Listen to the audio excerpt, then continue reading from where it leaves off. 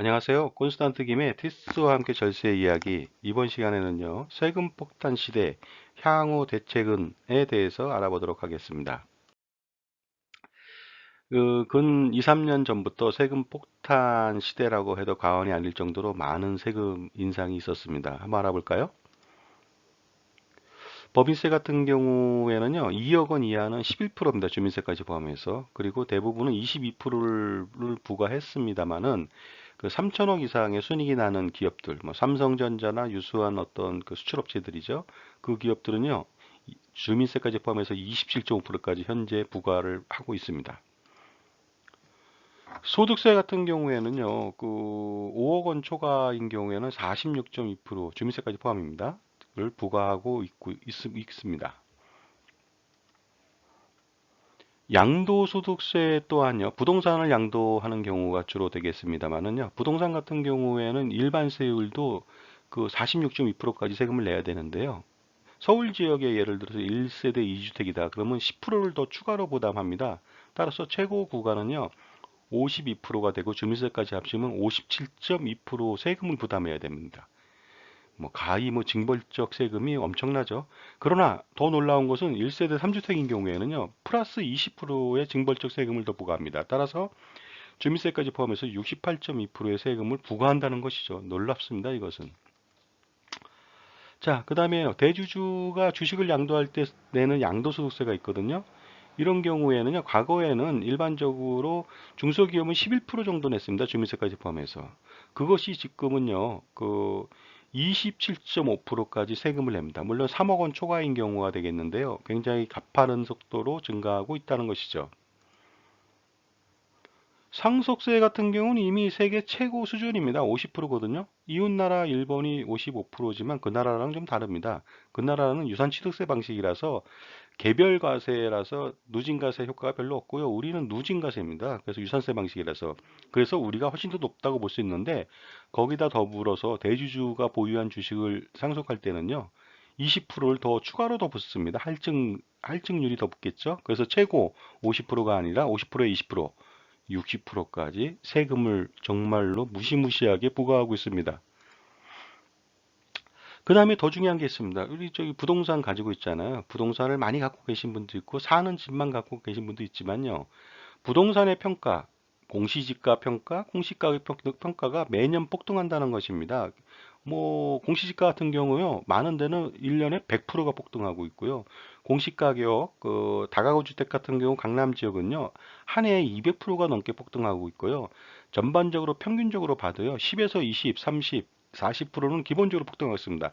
이러한 폭등 가격은요, 어떤 결과를 가져오냐면 재산세가 폭등된다는 것이고요. 종합부동산세가 폭등한다는 것이 되겠습니다.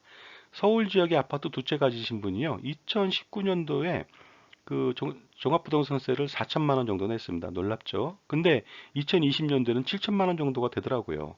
그리고 2021년도가 되면요, 1억 원을 넘길 거로 판단합니다. 왜 그러냐? 공시지가의 공시가격이 계속 폭등하고 있고요. 공정시장 가격 적용 비율이 2020년 현재 90% 적용하지만 2021년도에는요 95%, 2022년도에는 100%를 적용하다 보니까 기본적으로 종합부동산세는 뭐 눈덩이처럼 쌓여질 것 같습니다. 근데 중요한 것은 재산세하고 종합부동산세는요 매년 내야 된다는 것입니다. 이게 가장 큰 중요한 건데요. 나이가 드신 분들이 돈을 벌 때는 뭐 낼 수 있겠죠. 물론 내기 어렵습니다. 1억 원을 낸다면은 도대체 얼마를 벌어야 된다는 것입니까? 근데 은퇴할 나이가 됐다. 버는 돈은 없다는 거죠. 그런데 1억 원 이상을 매년 내야 된다? 이거는 불가능하다고 볼 수 있습니다. 세금 폭탄 현황은 바로 이겁니다. 죽을 때까지 매년 더 많은 세금, 내년엔 더 많은 세금, 후년엔 더 많은 세금을 내야 된다는 것이고요. 그래서 이제 죽어버리자? 안 됩니다. 죽어도 상속세를 또 내야 된다는 것이죠. 그런데 이런 세금 폭탄 시대에도 전망을 해보면 그리 밝지가 않습니다. 앞으로 세금은 더 큰 폭탄이 떨어질 것 같습니다. 소득세 같은 경우 최고 세율 현재 5억 원 초과는 46.2% 주민세까지 적용하고 있는데요. 이거 더 높일 가능성이 높습니다. OECD 국가가 60% 정도까지 올라가는 경우가 있거든요. 대부분 50% 넘습니다. 그러면 비교해서 우리도 올릴 수 있는 여지가 있다는 것이죠. 법인세 당연히 올릴 가능성도 높습니다. 그래서 현재 27.5%까지 되어 있는데요. 추가적으로 더 올릴 가능성도 있다는 거죠. 종합과세 대상 기준이 폐지될 수 있다. 그러면요, 이자 배당 소득세에 대해서는 조금만 받아도 종합소득세 신고 대상이 된다는 것입니다. 과거에는요, 1인당 매년 받는 이자 배당 소득세가 4천만 원을 초과하면 종합과세 대상자가 됐는데요. 그것이 현재는 2천만 원 초과하거든요. 근데 2천만 원 초과 폐지한다면 어떻게 될까요? 모두가 다 종합과세 대상자가 될 수 있습니다. 증여세 상속세는 현재 50%죠. 세계 최고라고 말씀드릴 수 있지만 이것 또한 올릴 가능성이 높습니다. 현재도 세계 최고 수준인데요. 더 올린다면 놀랍죠. 증여와 상속세는 자산가들이 주로 내는 세금이잖아요. 세금을 너무 많이 올리면요, 이게 튕겨져 나갈 수가 있습니다. 그 사회에 대한 어떤 기업에 대한 투자는 감소될 것이고 잘못하면 이민을 부를 수도 있겠죠. 비과세 폐지할 수 있습니다. 그 국토청장이 몇 년 전에요. 그 비과세만 폐지해도 1년에 30조 원의 세원을 확보할 수 있다고 했습니다.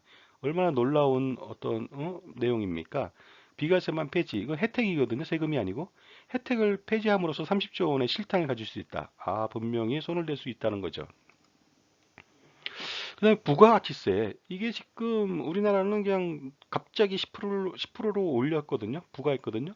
그래서 지금까지 흘러왔다는 거죠. 근데 OECD 국가들은요, 평균 19.2% 정도 됩니다. 20% 넘는 나라들도 많고, 물론 그 나라랑 우리랑 좀 다르지만은 분명히 그 나라를 비교해서 세율 인상안을 검토할 거로 좀 판단하고 있습니다. 예를 들어서 우리나라의 3대 세율은요, 부가가치세, 법인세, 소득세거든요. 그 세 가지가 대부분의 세금을 차지하고 있거든요. 기본적으로 부가가치세나 법인세 같은 경우는 60에서 70조 정도, 소득세도 60에서 70조 이내가 됩니다. 부가가치세가 현재 말에 70조를 거쳤다. 근데 세율을 두 배로 올렸다. 그럼 140조인데 이거 손을 대겠죠? 부가가치세요. OECD 국가 독일은 19%고요. 그 다음에 프랑스 20%고요. 영국도 20%입니다.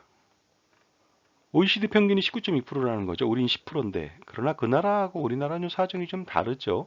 다름에도 불구하고 저거는 우리가 좀 낮다 해가지고 분명히 뭐 5% 내지 10%를 단계적으로 올릴 가능성이 농후하다는 것입니다.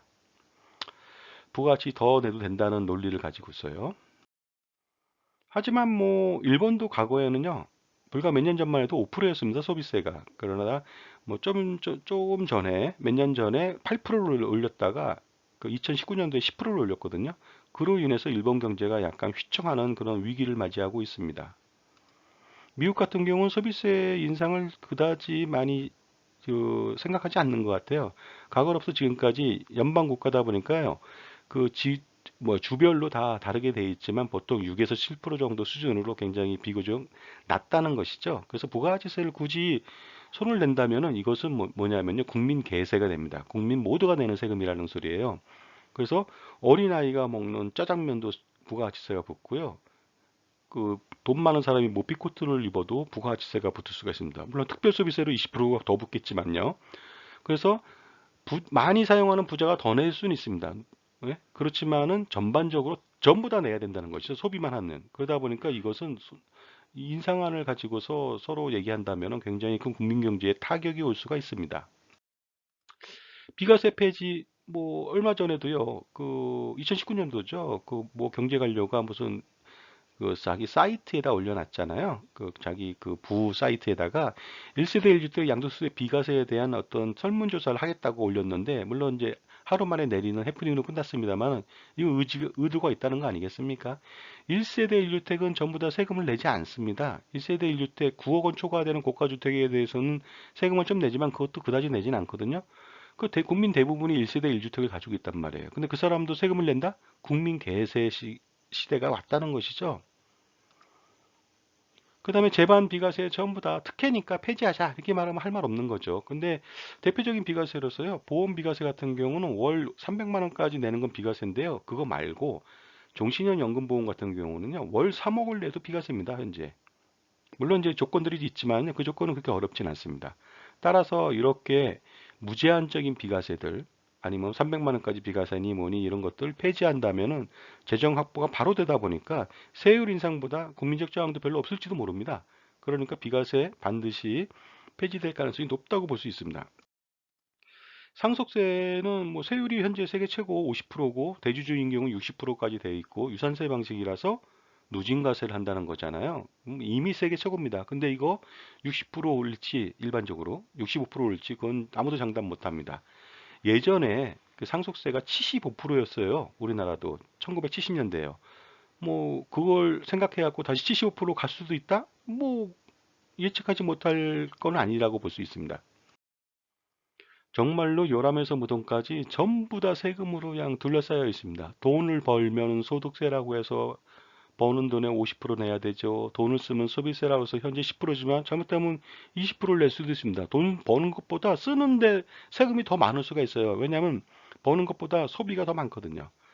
사업을 하면요, 사업소득세니 법인세니 뭐 최고 50%까지 낼 수도 있고 그다음에 30% 이상이 낼 수도 있습니다.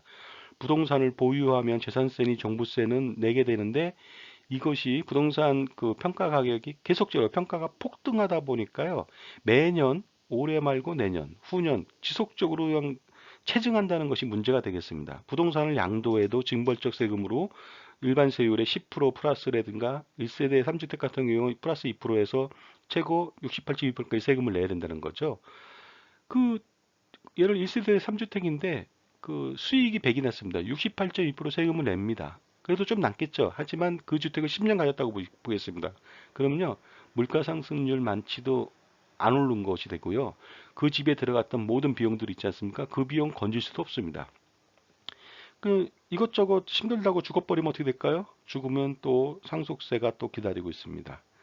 그래서 세금 폭탄은 살아서도 벌어서도 그 죽어서도 피할 수가 없게 됐습니다. 솔루션이 있을까요? 있습니다. 부동산을 많이 갖고 계신 분들이 한 사람이 부동산 집 하나만 갖고 있어도 세금 폭탄에 시달릴 수가 있거든요. 따라서 부동산을 효과적으로 사전 증여를 통해서 분산을 하자는 것입니다. 분산을 하게 되면 보유세 부담이 없고요. 그 다음에 상속세 부담이 아주 많이 없어지게 됩니다. 또한 비과세 같은 경우 예를 들어서 종신연금보험 같은 경우 미리미리 가입해 두면 좋겠죠. 그 개인별로 할아버지, 아버지, 손자도 다 가입할 수가 있습니다. 그렇게 되면은 폐지가 되더라도 그 전에 가입한 것은 비과세로 인정을 하기 때문에요. 굉장히 중요한 선점이 됩니다. 예를 들어서 한 살인 그 손자에게 증여를 하고 그 손자가 예를 들어서 비과세 상품을 가입했다.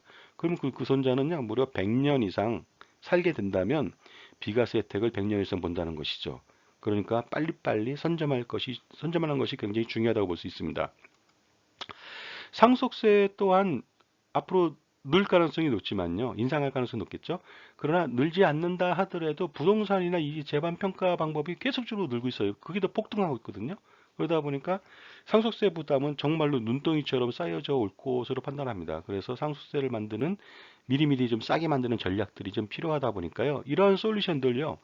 절세 전문가들한테 미리미리 상담해가지고 효과적으로 대응한다면 돈을 버는 것보다 훨씬 더 좋은 효과를 볼 수 있습니다.